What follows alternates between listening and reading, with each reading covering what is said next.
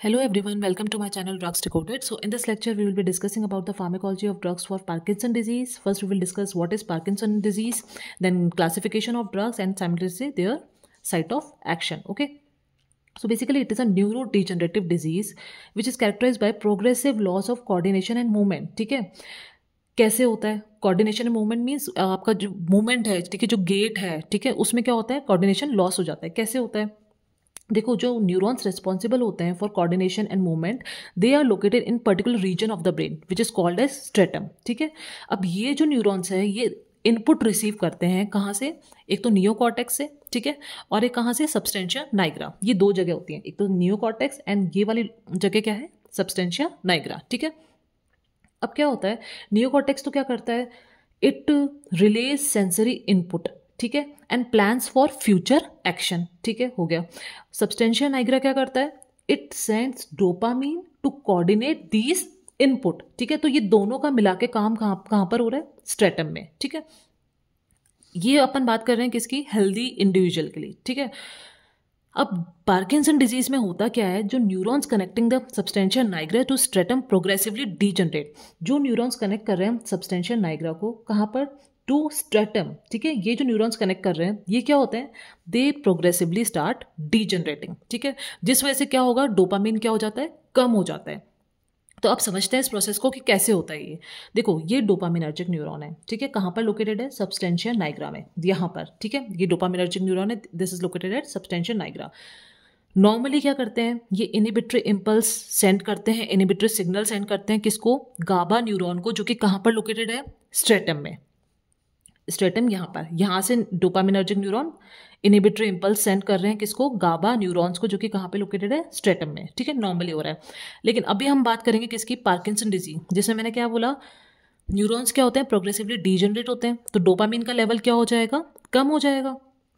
कम हो गया तो ये क्या करेगा, डोपामिन का लेवल कम होने से ये इसको इनिबिटरी इम्पल्स नहीं सेंड कर पाएगा, तो गाबा अपने फुल एक्टिव फॉर्म में आ जाएगा. ठीक है, जब गाबा अपने एक्टिव फॉर्म में आएगा, तो मैंने पहले भी डिस्कस किया हुआ वीडियोस में कि GABA is an inhibitory neurotransmitter. ठीक है, तो ये क्या करेगा, it will increase inhibition of the thalamus plus reduced excitatory input to motor cortex. ठीक है, मोटर कॉर्टेक्स पे रिड्यूस एक्साइटेटरी इनपुट क्या हो जाएंगे, रिड्यूस हो जाएंगे, प्लस ये इंक्रीज कर देगा इनहिबिशन ऑफ थैलेमस. ठीक है, ये काम तो यहाँ पर हो रहा है. दूसरा क्या हो रहा है, डोपामिनर्जिक न्यूरॉन डिजनरेट हो रहे हैं, मतलब डोपामिन कम हो रहा है. अब डोपामिन कम हो रहा है तो अगर डोपामिन सही अमाउंट में होता तो नॉर्मली डोपामिन क्या करता है, एक्साइटेटरी कोलिनर्जिक न्यूरॉन को क्या करता है, इनहिबिट करता है. अब ये एक्साइटेटरी कोलिनर्जिक न्यूरॉन भी कहाँ पर लोकेटेड है, जैसे गाबा न्यूरॉन स्ट्रेटम में थे, वैसे ये भी कहाँ पर लोकेटेड है, स्ट्रेटम में. ठीक है, नॉर्मली ये इनको क्या कर रहा है, इनहिबिट कर रहा है.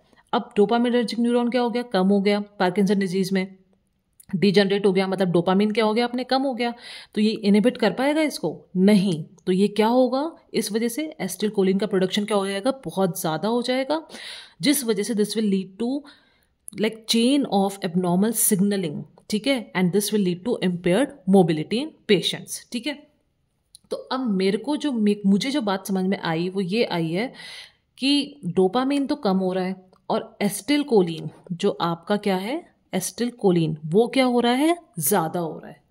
आगे की बात समझ में, तो मतलब एक्साइटेटरी इनहिबिटरी इनमें न्यूरोट्रांसमीटर में क्या हो रहा है, डिसबैलेंस हो रहा है.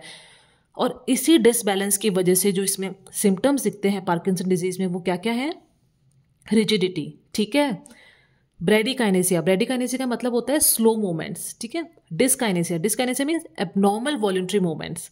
ट्रिमर कौन से होते हैं इसमें, रेस्टिंग. देखो ये बहुत इंपॉर्टेंट है कि पार्किंसन डिजीज में कौन से टाइप के ट्रिमर दिखते हैं, वो है रेस्टिंग ट्रिमर. मतलब अगर आप मान लो रिलैक्स पोजीशन में हैं आप, ठीक है, आप बिल्कुल रिलैक्स पोजीशन में, तो क्या होगा, एकदम से मतलब लाइक वॉलंटरी इनवॉलंटरी, ठीक है, लाइक मूवमेंट होने लग जाएंगे. ठीक है, तो उसको हम बोलते हैं रेस्टिंग ट्रिमर.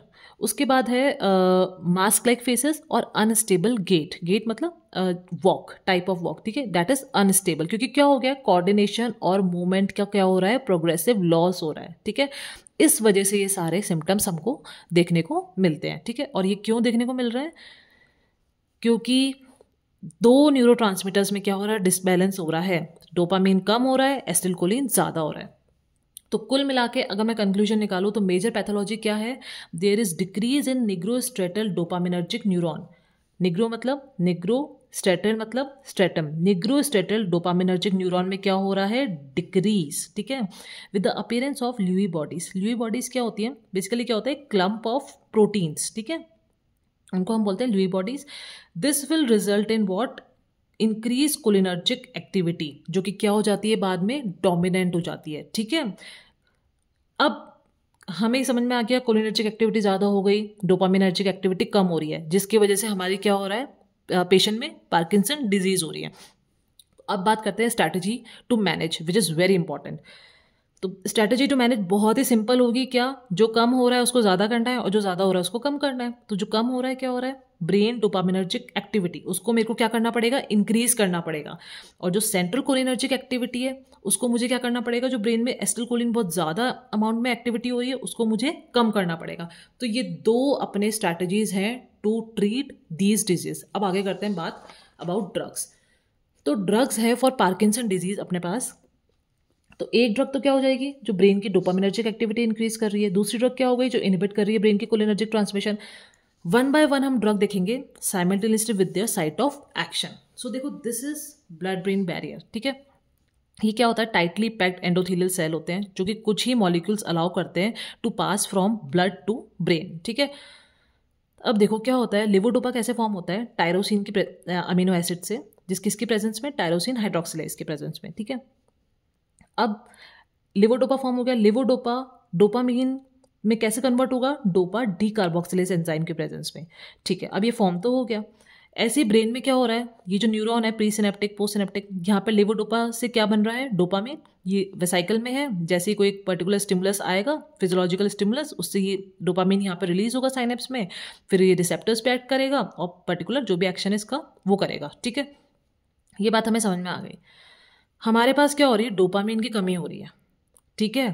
तो हमने यहाँ पर मैंने लिखा हुआ है कि लिवोडोपा को हमें, लिवोडोपा के आगे मैंने एरो लगा रखा है, क्यों, डोपामीन के आगे क्यों नहीं है, because dopamine cannot cross blood brain barrier, ठीक है। Only levodopa can cross blood brain barrier, यही क्रॉस कर सकता है ब्लड ब्रेन बैरियर को।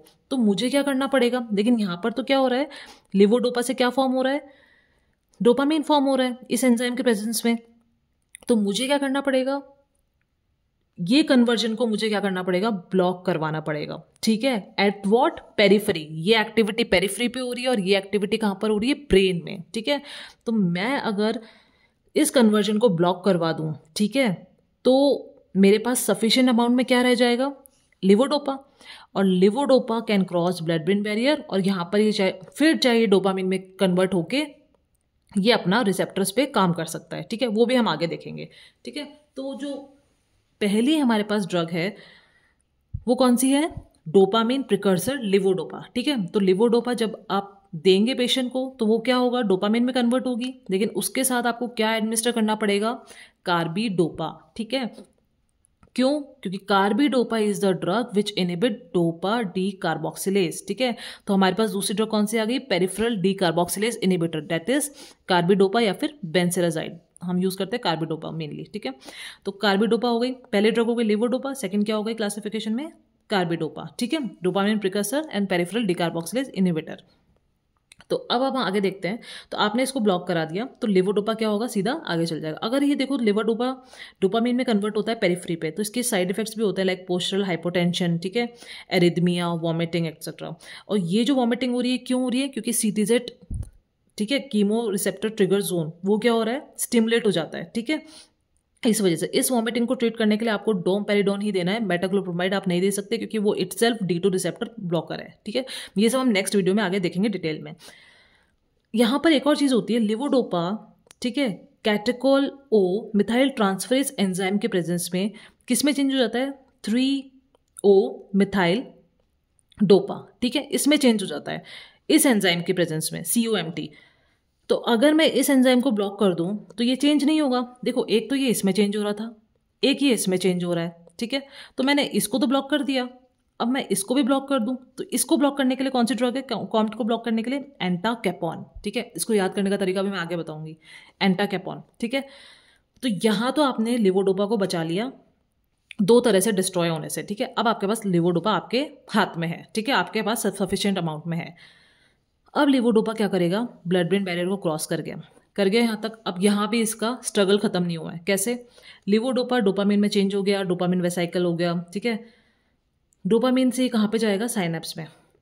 साइनेप्स में अभी भी इसका कौन वेट कर रहे हैं, दो एंजाइम वेट कर रहे हैं। कैसे, देखो कुछ तो डोपामिन क्या होता है, रीअपटेक हो जाता है, और कुछ क्या होता है, इस जो डोपामिन जो साइनेप्स में पहुंचा है, इसको पास करना पड़ता है दो एंजाइम से। कौन कौन से, अगेन कॉम्ट यहाँ पर भी था, पेरिफेरल, एक ब्रेन में भी है, ये है ग्लियल सेल्स, ठीक है, ब्रेन में जो है। तो ये कॉम्ट एंजाइम से अगेन ये 3-OMD में चेंज हो जाएगा, ठीक है। और इस ब्रेन में एक और है हमारे पास एंजाइम, कौन सा, MAO, मोनो अमीन ऑक्सीजनेज बी, ठीक है। देखो ये दो टाइप के होते हैं, माओ ए एंड बी, ठीक है। तो ग्लियल सेल्स में कौन सा होता है अपने पास, माओ बी, ठीक है।